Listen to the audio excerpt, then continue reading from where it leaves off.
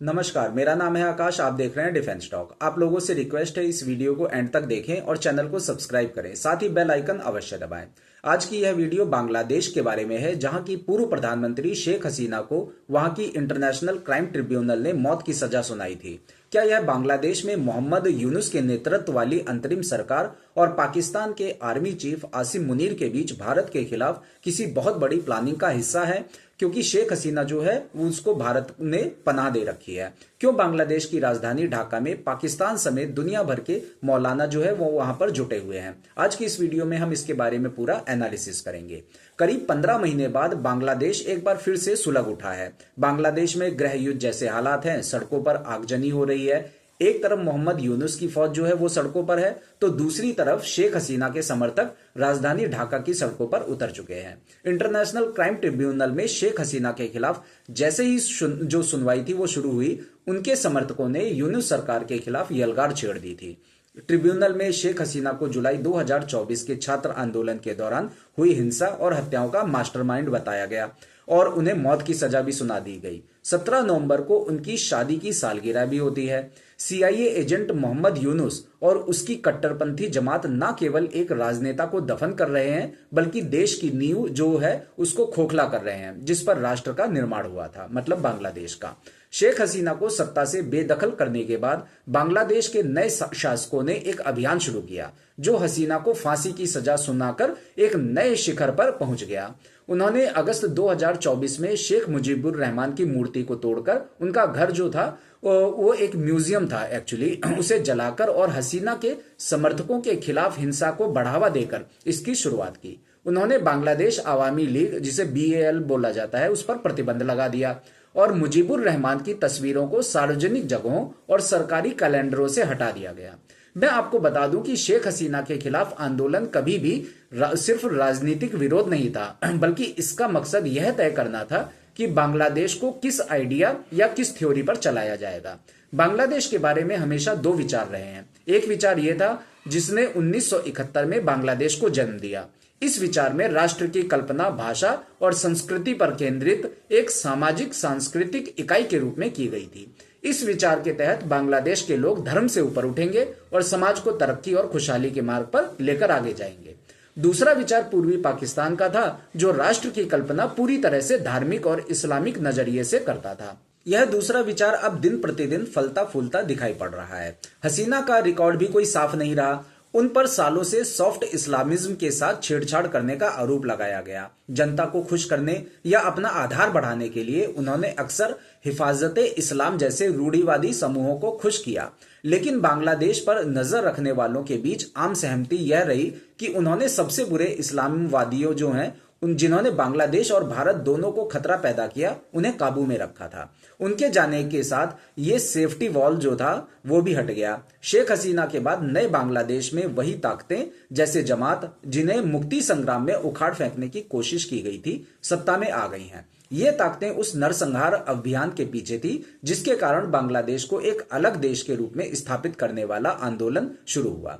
अब इनके उदय के साथ 1971 में उभरे बांग्लादेश की नींव भी खतरे में है। अब बात करते हैं शेख हसीना को जो लेकर फैसला लिया गया था उसके बारे में। बांग्लादेश के इंटरनेशनल क्राइम ट्रिब्यूनल ने शेख हसीना को 5 मामलों में आरोपी बनाया। उन पर जो 5 आरोप तय हुए थे, उनमें हत्याओं का आदेश देना, भड़काऊ भाषण देकर हिंसा कराना, न्याय में बाधा डालना और सबूत मिटाने की कोशिश, छात्र अबू सईद की हत्या का आदेश देना और चांखार पुल में 5 लोगों की हत्या कराकर उनकी लाशें जलाना शामिल है।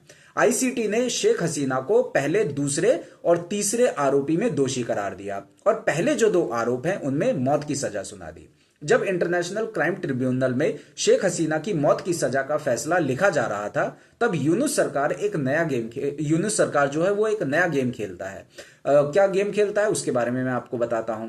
हसीना के समर्थकों की आवाज दबाने के लिए यूनुस ने प्रदर्शनकारियों का एक और धड़ा खड़ा कर दिया। यह धड़ा शेख हसीना के लिए फांसी की सजा की मांग करता है और बुलडोजर लेकर शेख हसीना के पिता शेख मुजीबुर रहमान के घर यानी उनके मेमोरियल बिल्डिंग पर धावा बोलता है और बकायदा प्रदर्शनकारियों के इस धड़े को यूनुस सरकार की तरफ से पुलिस सुरक्षा तक दी जाती है। ढाका में शेख मुजीबुर रहमान के घर के बाहर सेना और पुलिस की भारी तैनाती की गई है। शेख हसीना का विरोध कर रहे छात्र प्रदर्शनकारी इमारत को पूरी तरह से गिराने की मांग कर रहे थे और उनका दावा था कि वे उस जगह एक फुटबॉल मैदान बनाना चाहते हैं। अब ये तो वक्त ही बताएगा वहां पे फुटबॉल मैदान बनेगा या कुछ और ही बन जाएगा। दिन भर उनकी सुरक्षा बलों से झड़पें होती रही और रात में भी वे वो इलाका था उसके अंधेरे कोनों से पत्थरबाजी करते रहे। 5 अगस्त 2024 को बांग्लादेश में तख्ता पलट के बाद शेख हसीना और वहां के पूर्व गृह मंत्री असदुज्जमाल खान जो थे उन्होंने देश छोड़ दिया।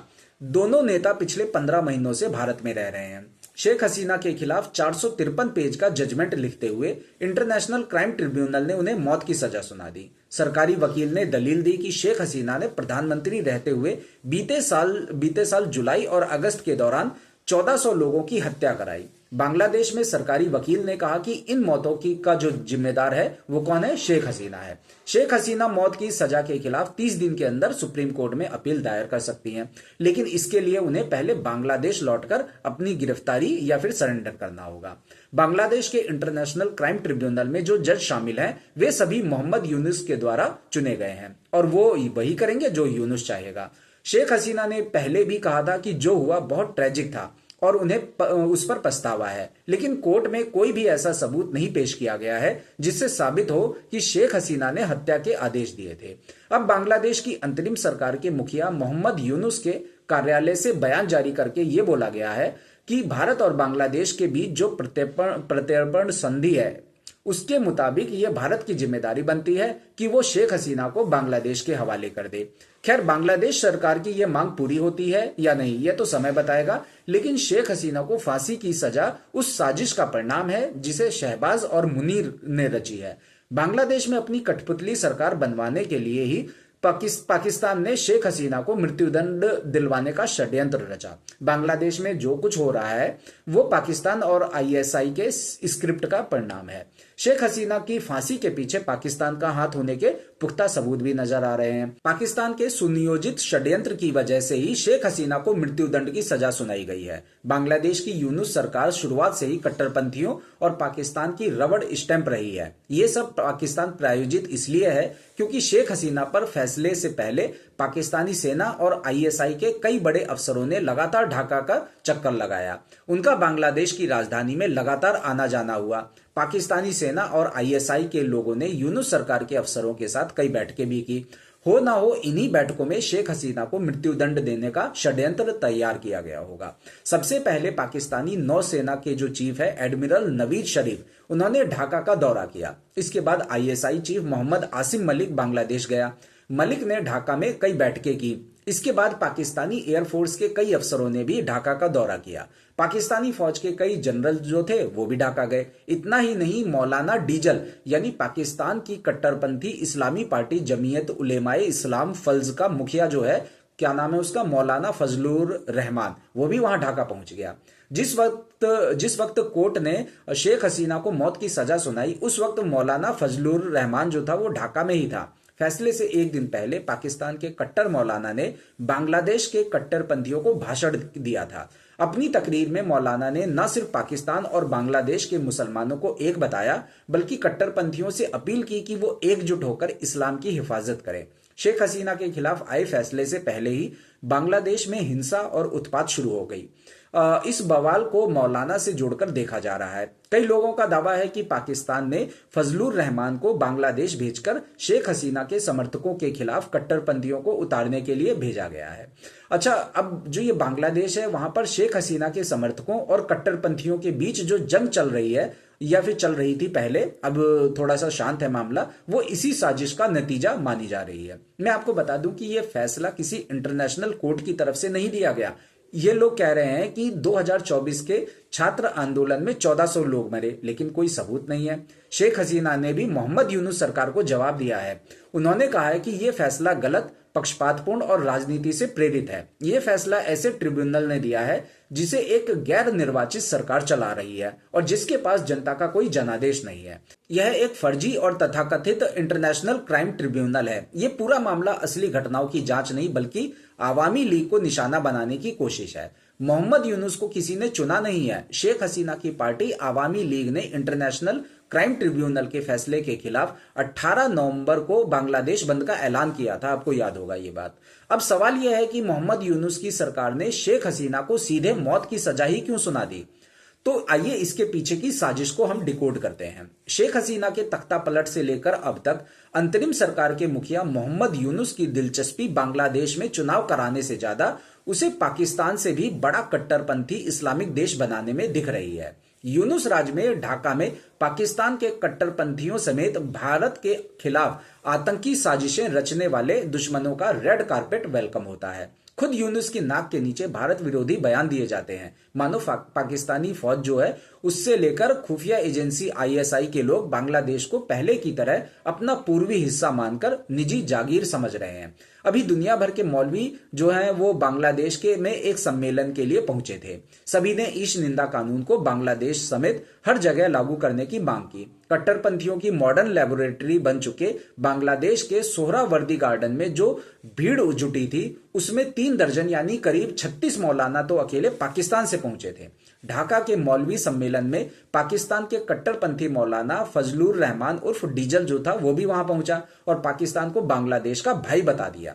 आपको यहां मैं बता दूं कि शेख हसीना के तख्ता पलट के बाद बांग्लादेश और पाकिस्तान जो एक दूसरे के कट्टर दुश्मन थे अब एक दूसरे के करीब आने की कोशिश कर रहे हैं। पाकिस्तान ने मोहम्मद यूनुस के नेतृत्व वाली बांग्लादेश की अंतरिम सरकार पर डोरे डालना शुरू कर दिया है। क्यों? क्योंकि पाकिस्तान चाहता है कि वह बांग्लादेश के कंधे पर बंदूक रखकर भारत पर निशाना साधे और मोहम्मद यूनुस इस झांसे में आ गया। दरअसल पाकिस्तान बांग्लादेश के जरिए भारत में आतंक फैलाना चाहता है, इसलिए उसने बांग्लादेश में कट्टरपंथ को बढ़ावा देना शुरू कर दिया है। लेकिन बांग्लादेश को यह नहीं भूलना चाहिए कि जो उसके कंधे पर बंदूक रखकर पाकिस्तान भारत के खिलाफ अपने नापाक मंसूबों को अंजाम देना चाहता है, 1971 में उसी पाकिस्तान से भारत ने बांग्लादेश को आजादी भी दिलाई थी। ये याद रखना चाहिए। बांग्लादेश में अगले साल फरवरी में आम चुनाव होने की बात की जा रही है। चुनाव की तारीखों का ऐलान हसीना के खिलाफ फैसला आने से ठीक 4 दिन पहले किया गया था। मोहम्मद यूनुस ने यह सब पाकिस्तानी फौज और आईएसआई के कहने पर किया। आईएसआई बांग्लादेश में पाकिस्तान समर्थित सरकार और प्रधानमंत्री बनाना चाहती है। आईएसआई पाकिस्तानी समर्थित खालिदा जिया की पार्टी बांग्लादेश नेशनल पार्टी जो है या कट्टरपंथी पार्टी बांग्लादेश जमाते इस्लामी की सरकार बनाना चाहती है। यही वजह है कि चुनाव से पहले शेख हसीना को मौत की सजा देकर उन्हें चुनावी रेस में पूरी तरह से बाहर कर दिया गया है। शेख हसीना और उनके समर्थकों को पाकिस्तान का यह षड्यंत्र जो है वो मंजूर नहीं। यही वजह है कि वो सड़कों पर उतरकर जोरदार बवाल कर रहे थे और इस तरह बांग्लादेश गृह युद्ध की नई और भयावह आग में जलने लगा। पूर्वी पाकिस्तान का विचार बांग्लादेश में हमेशा से ही मौजूद था और मुजीबुर रहमान और हसीना इसे खत्म करने में नाकाम रहे, जिस वजह से पूर्वी पाकिस्तान के विचार को बल मिला। शेख हसीना ने सबसे बुरे इस्लामवादियों को काफी हद तक दूर रखा, लेकिन इन पाकिस्तान समर्थक समूहों की जड़ें हमेशा देश में गहरी थीं। आम धारणा के विपरीत बांग्लादेश में इस्लामी कट्टरवाद सिर्फ निम्न वर्ग की समस्या नहीं है। बहुत से पढ़े लिखे लोग भी हैं जो जमात के सदस्य और नेता हैं और वे देश में शरिया लागू करने की खुली मांग करते रहे हैं। मोहम्मद यूनुस के प्रशासन ने चुपचाप इन समूहों को मजबूत बनाया। बांग्लादेश में फैल रही इस कट्टरपंथी विचारधारा के बारे में आप लोगों का क्या कहना है? क्या बांग्लादेश का हश्र पाकिस्तान से भी बुरा होने वाला है? कमेंट करके आप मुझे अवश्य बताएं। आपसे अनुरोध है हमारे इस चैनल को सब्सक्राइब करें ताकि आने वाली वीडियो आप लोगों तक आसानी से पहुंच सके। हमारी इस वीडियो को ज्यादा से ज्यादा शेयर करें, लाइक करें और कमेंट करके अपनी राय अवश्य बताएं। जय हिंद।